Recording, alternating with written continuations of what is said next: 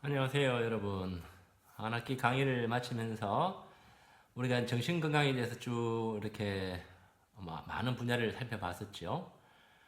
이번 시간에는 결국 우리가 그렇게 건강한 정신을 갖기 위해서 이렇게 봐온 것들은 궁극적으로 삶을 행복하게 살기 위해서이죠.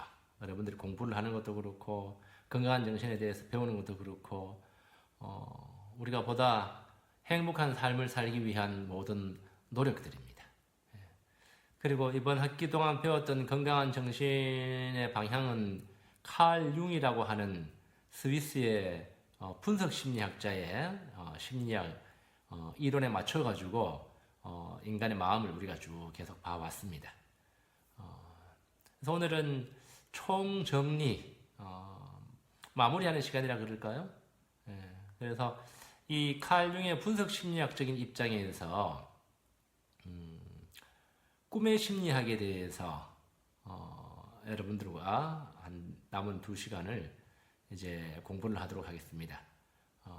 정신건강과 직접적인 관련을 갖고 있는 그런 내용이지만 좀 더 우리 매일매일 삶에서 실질적인 차원에서 우리에게 도움을 줄 수 있는 그러한 내용이기 때문에 한번 살펴볼까 합니다. 삶에서 직접적으로 내 삶을 행복한 삶으로 이끌어주는 어떤 힘과 지혜가 있다 그러면 굉장히 유용하겠죠, 그죠? 매일매일 삶을 내 자신이 행복한 삶으로 나가기 위한 그런 어떤 방향 제시라든지 누군가가 얘기를 해주고 또 그에 걸맞은 힘을 나에게 보태준다 그러면 그것보다 더 멋진 일은 없을 거예요. 예. 그래서 이번 마지막 주간에는 꿈의 심리학에 대해서 꿈의 의미에 대해서 하는 걸로 해서 행복한 삶 강의를 마무리를 할까 합니다. 꿈이라 미래에 대한 어떤 전망을 말하는 건가? 미래에 내가 이루고 싶은 그 꿈을 의미하는 건가? 그것이 아니고 매일 밤 우리 잠잘 때 꿈꾸는 있잖아요. 잠잘 때 꾸는 꿈. 그것이 사실은 대단히 중요한 의미를 갖고 있습니다. 거기에 대해서 칼 융이라는 그러한 이제 분석 심리학자가 제시하는 이 꿈의 해석 방법에 대해서 또 꿈의 의미에 대해서 설명을 드릴 겁니다.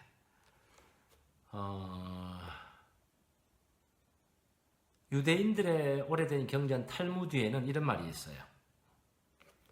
신이 매일 밤 우리들에게 연애 편지를 보내주는데 우리는 봉투도 뜯어보지 않은 채 버리고 만다. 이런 말이 있어요. 바로 꿈을 두고 하는 말입니다. 꿈은 우리 내면의 신이 매일 밤 나에게 보내주는 연애 편지라고 볼 수 있습니다. 시적으로 표현한다 그러면 여러분들이 만약에 종교가 없고 종교에 대한 거부감을 갖고 있다 그러면 신이라는 말을 안 써도 됩니다. 신 대신에 자연의 질서, 우주의 질서, 이 자연의 질서, 우주의 질서가 매일 밤 꿈을 통해 가지고 우리들에게 뭔가 알려주는 거예요. 내가 한 10년, 2, 3년 전에 그리스에 그 여행을 간 적이 있습니다. 그때 그 그리스 입국하는 그 공항에 문구를 하나 눈여겨본 적이 있는데 뭐라고 적혀있는가 하면 Greece welcomes a new myth, yours. 그리고 밑에는 이제 그리스 관광 홍보 처 이런 것이 적혀 있었어요. 무슨 뜻인가 하면 그리스는 새로운 신화를 환영합니다. 바로 당신의 신화입니다. 라고 이렇게 적혀 있었던 거죠. 조셉 캠벨이라고 하는 유명한 신화학자는 이런 말을 했습니다. 꿈은 개인의 신화이며 신화는 인류의 꿈이다. 이렇게 이야기했어요. 우리가 밤마다 꾸는 꿈은 내면의 신이 나만을 위해서 매일 밤 내가 인생에서 가야 될 올바른 방향을 지시해주고 이끌어주는 신화입니다. 신의 이야기니까. 그리고 우리가 알고 있는 이제 뭐 그리스 신화, 뭐 로마 신화 이런 신화, 한국에도 신화가 있죠. 신화는 인류의 꿈이다 그랬어요. 모든 사람이, 모든 인류가 공통적으로 어떤 그 인간 정신에 갖고 있는 정신의 문제, 주제, 그거를 표현한 것이 바로 신화고, 그건 인류의 꿈이라고 이렇게 표현한 거예요.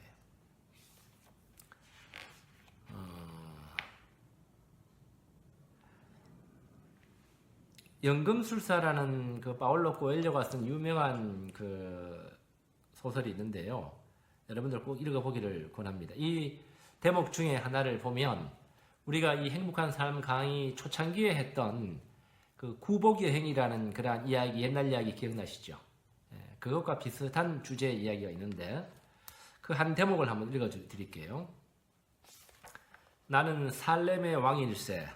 노인이 말했다. 어째서 양치기와 더불어 이야기하십니까?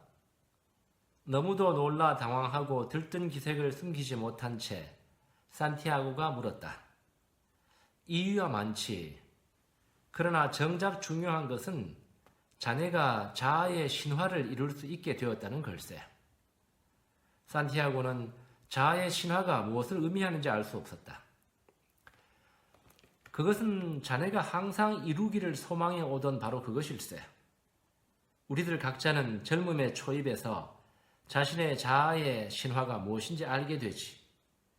그 시절에는 모든 것이 분명하고 모든 것이 가능해 보여. 그래서 젊은이들은 그 모두를 꿈꾸고 소망하기를 주저하지 않는다네. 하지만 시간이 지남에 따라 알 수 없는 어떤 힘이 그 신화의 실현이 불가능함을 깨닫게 해주지. 노인의 이야기는 젊은 양치기에게 그리 대단한 것처럼 느껴지지는 않았다. 그러나 그는 그 알 수 없는 어떤 힘이 무엇인지 알고 싶었다. 가게 주인의 딸에게 그 이야기를 해주면 아주 놀라워할 것이 틀림없었다. 그것은 나쁘게 느껴지는 기운이지. 하지만 사실은 바로 그 기운이 자아의 신화를 실현할 수 있도록 도와준다네. 자네의 정신과 의지를 단련시켜 주지. 이 세상에는 위대한 진실이 하나 있어. 무언가를 온 마음을 다해 원한다면 반드시 그렇게 된다는 거야. 무언가를 바라는 마음은 곧 우주의 마음으로부터 비롯된 때문이지. 그리고 그것을 실현하는 게 이 땅에서 자네가 맡은 임무라네. 그저 떠돌아다니고 싶은 마음도 그런 것인가요? 양털가게 주인의 딸과 결혼하고 싶다는 마음도요? 아무렴 보물을 찾겠다는 마음도 마찬가지야. 만물의 정기는 사람들의 행복을 먹고 자라지. 때로는 불행과 부러움과 질투를 통해서 자라나기도 하고. 어쨌든 자아의 신화를 이루어내는 것이야말로 이 세상 모든 사람들에게 부과된 유일한 의무지. 세상 만물은 모두 한 가지라네. 자네가 무언가를 간절히 원할 때 온 우주는 자네의 소망이 실현되도록 도와준다네. 예, 이게 연금술사에 나오는 한 대목입니다.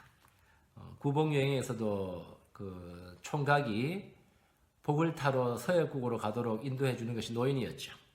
여기서도 이제 지혜로운 노인이 등장해서 주인공 산티아고한테 인생의 유일한 목적은 바로 당신 자신의 자아의 신화를 이루어내는 것, 그것이라고 이렇게 이야기를 해주죠. 네. 자, 우리 마음 안에서 일어나는 그런 꿈의 현상은 단적으로 이야기하면 우리 무의식을 통해서 드러나오는 바로 나 개인의 신화입니다. 신이 나에게 내 인생이 걸어가야 될 방향으로, 진정으로 가야 될 방향으로 계속해서 메시지를 던져주고, 메시지만 던져주는 것이 아니라 그에 합당한 에너지, 힘도 실어주는 것이 바로 이 꿈입니다. 이건 좀 이제 은유적으로 이제 이야기한 거고요. 자, 그러면 이제 이런 식으로 이야기하면 사람들 좀 황당하게 여기는 분들이 있기 때문에 먼저 이제 꿈의 의학적 메커니즘을 먼저 좀 봄으로 인해 가지고 사람들은 과학적인 거 좋아하잖아요. 이런 뭐 상징적인 은유적인 이야기하면 황당하게 생각하고 이상하게 생각하는 사람들이 많죠. 사람은 이제 이렇게 잠을 들기 시작하면요, 90분 주기로 1시간 반 주기로 렘 수면에 빠져듭니다. 렘 수면이라는 것은 Rapid Eye Movement라고 해가지고 급속 안구 운동이라는 뜻이에요. 렘은. 이 렘 수면 때 사람은 이제 뇌파가 꿈을 꾸는 그 시기입니다. 10시에 잠들면 11시 반쯤 돼가지고 1시간 반 만에 렘 수면이 시작돼요. 급속 안구 운동이라는 것은 눈을 감고 자는 동안에 안구가 굉장히 빠른 속도로 좌우로 움직이는 거예요. 방송인 이경규 씨가 이제 그걸 잘하죠. 이제 자면서 이렇게 하는 거예요. 이때가 이제 꿈을 꾸는 시간인데, 이 렘 수면은 굉장히 깊이 잠드는 그러한 그 시간입니다. 자, 이 도표를 한번 이제 보여드릴게요. 이게 이제 수면 사이클입니다. 수면 사이클. 여기 보시면 여기서 이제 잠이 들기 시작하면 뇌파가 이렇게 점점 잠이 깊어짐에 따라 가지고 이렇게 깊어집니다. 그러다가 다시 올라오면서 이 렘 수면이 있죠, 그죠? 렘 수면을 하게 되고, 여기 보면 이제 1시간 반 정도 시간이 이제 걸리죠. 하룻밤에 이 렘 수면, 꿈꾸는 수면인 렘 수면을 4번 정도 해요. 하룻밤 한 8시간 잔다고 치면. 그리고 렘 수면은 점점 갈수록 조금씩 길어집니다. 이거는 잠이 깰 무렵이에요. 우리가 이제 기억하는 대부분의 꿈은 깰 무렵에, 이 무렵에 렘 수면에서 나온 그 꿈을 거의 대부분 기억합니다. 물론 이제 꿈에 예민한 사람은 뭐 다른 렘 수면 때도 기억하겠지만 대부분 기억하는 꿈들은 이때의 꿈이에요. 이 렘 수면 때에 이렇게 뇌가 굉장히 이렇게 깊은 이렇게 수면 상태에 빠져들고, 이때는 뇌에서 행동 억제 호르몬이 나옵니다. 생각해 보세요. 여러분들이 꿈을 꾸면서 만약에 꿈의 내용들을 행동으로 옮긴다 그러면 위험해지겠죠. 그게 바로 몽유병이잖아요. 예를 들면 꿈에서 건물에서 뛰어내리는 이렇게 꿈을 꾸고 있는데 실제로 아파트 베란다에서 뛰어내리면 죽겠죠. 그렇기 때문에 이 렘 수면 하는 동안에는 뇌에서 행동 억제 호르몬이 나와요. 그래서 렘 수면 하는 동안에는 손가락 하나 갖다 가지 않습니다. 꼼짝도 하지 않아요. 그래서 굉장히 꿈꾸는 동안에는 깊은 잠을 자기 때문에 사람들이 흔히 나는 지난번에 꿈을 꿈꾸느라고 잠을 못 잤어. 이거는 거짓말입니다. 거짓말이고 그 꿈에 대한 이렇게 의학적인 상식이 없기 때문에 하는 소리예요. 꿈을 기억했다라는 것은 깊은 수면을 했다라는 뜻입니다.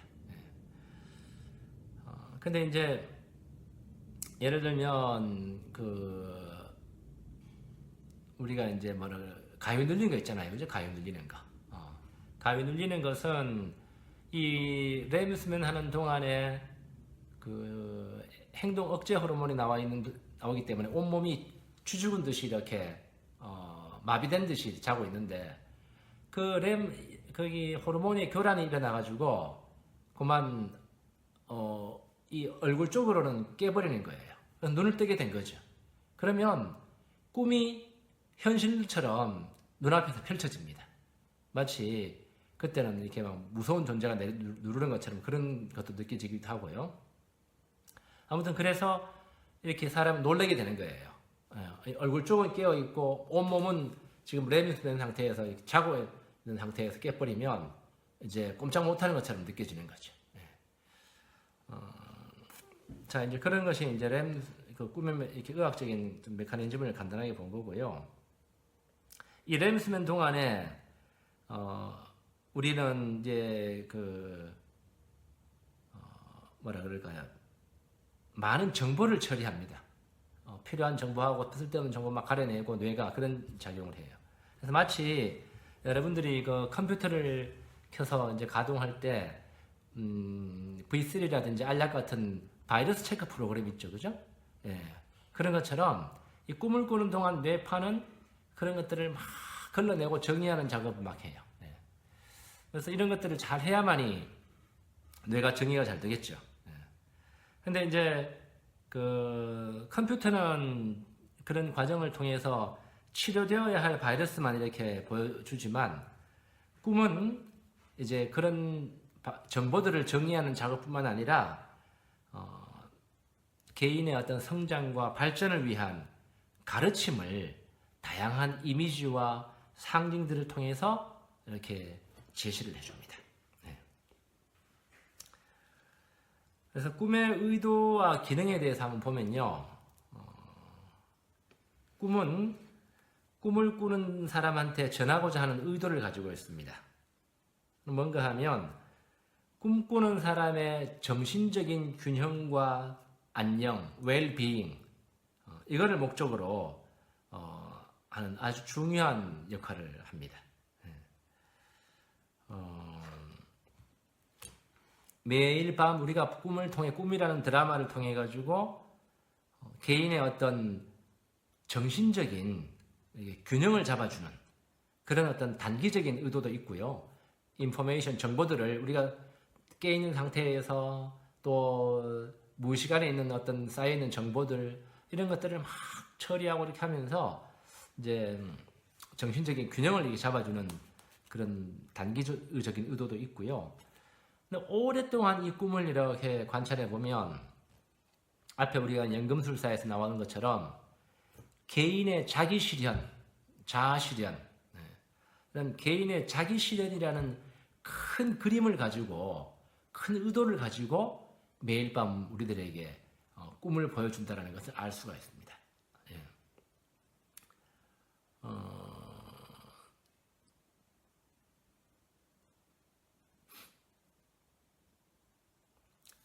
그래서 이제 그러한 것들을 이렇게 보기 위해 가지고 대체로 사람들이 꿈에 대해서 불편함을 느끼는 이유는요. 꿈을 경시하고 별로 보고 싶어 하지 않는 이유는 뭔가 하면 매일 밤 꿈에서 내가 좋아하는 황홀한 그런 장면들만 보여준다 그러면 왜 꿈을 경시하고 기억하지 않으려고 그러겠어요. 근데 일반적으로 꿈은 나 자신에 대해서 내가 인정하고 싶지 않은 그런 부분들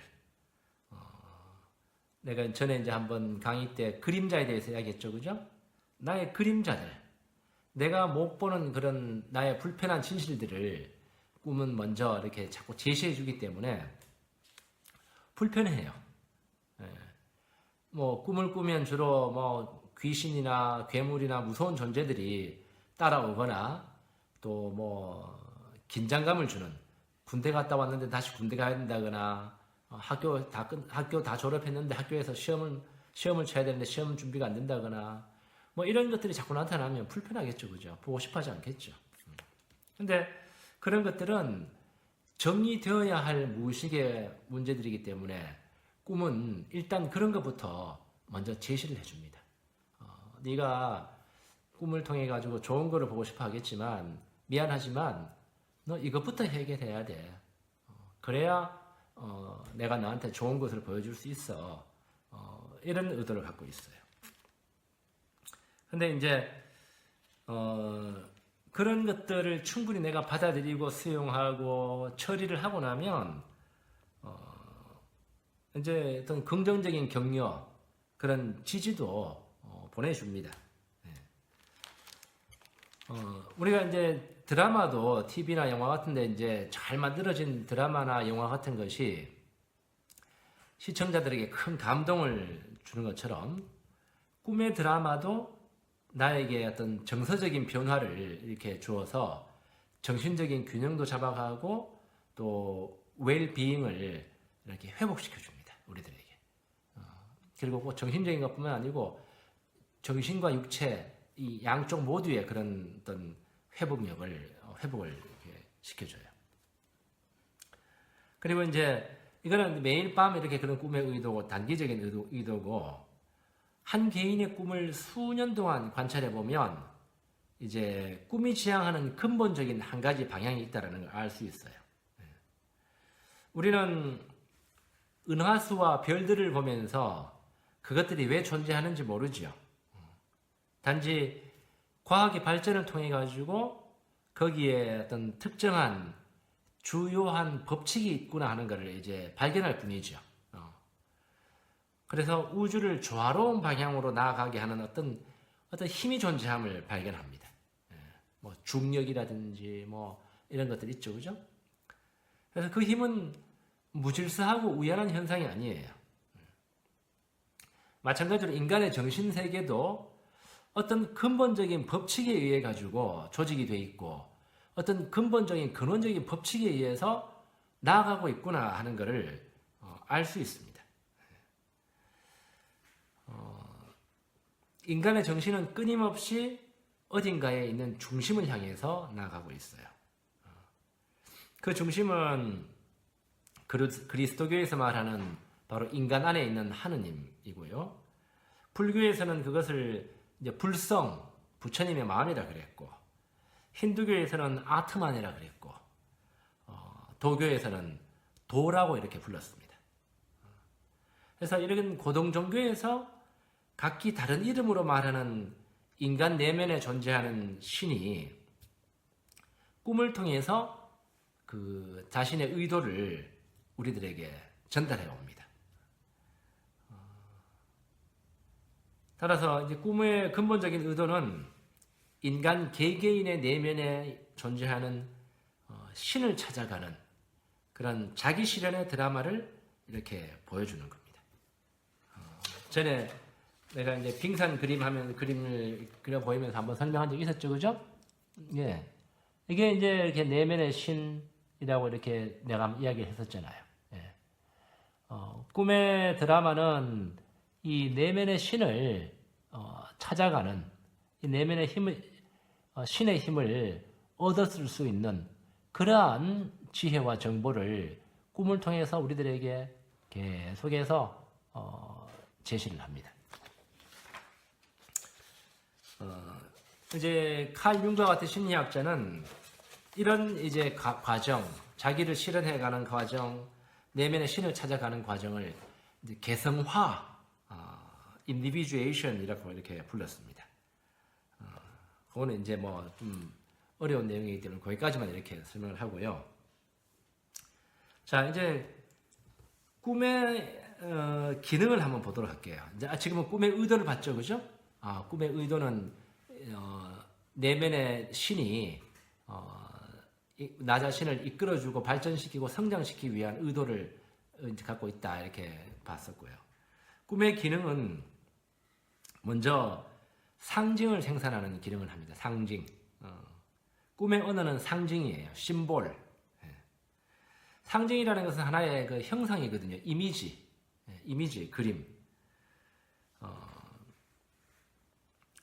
우리 이제 꿈에 나타나는 그 꿈의 언어는 그림으로 이야기합니다. 그죠? 이미지로. 그래서 해석이 필요해요. 그러면 왜 그 꿈이 직설적으로 한국말로 이렇게 해주면 이제 알아듣기 편할 텐데 왜 알아듣기 어렵도록 그렇게 상징적인 언어, 상징이라는 이미지를 통해서 말해 오는가? 그건 우리가 따질 수가 없습니다. 원래부터 그래 왔기 때문에 아주 오랜 전 원시 시대 때부터 인간이 꿈을 기억하기 시작한 그때부터 그렇게 이미지 상징 언어로 이야기해 왔어요. 예. 그리고 옛날 사람들은 지금보다는 그 상징 언어를 더 잘 알아들었어요. 예. 근데 우리가 그 상징 언어를 읽어내는 능력을 많이 잃어버린 거죠. 예를 들면 러시아 사람이 이제 내 앞에 나타나가지고 정말 인생의 행복을 위한 비법들을 막 이야기해 준다고 쳐요. 예. 그러면 러시아어 모르면 알아들을 수 있습니까? 아무것도 못 알아들어요. 예. 그러면 그 사람한테 왜 한국말로 해주지 않고 러시아 말로 하느냐고 따질 수 있어요. 그 언어를 알아들어야 되는 건 내 책임이에요. 그죠? 그 사람은 뭐 얼마나 좋은 걸 이야기해 줍니까? 공짜로. 하지만 내가 그걸 알아들으려 그러면 러시아어를 공부하는 그런 노력은 내가 해야 되는 거예요. 마찬가지입니다. 꿈의 언어도 원래부터 그렇게 상징 언어로 이야기해 왔습니다.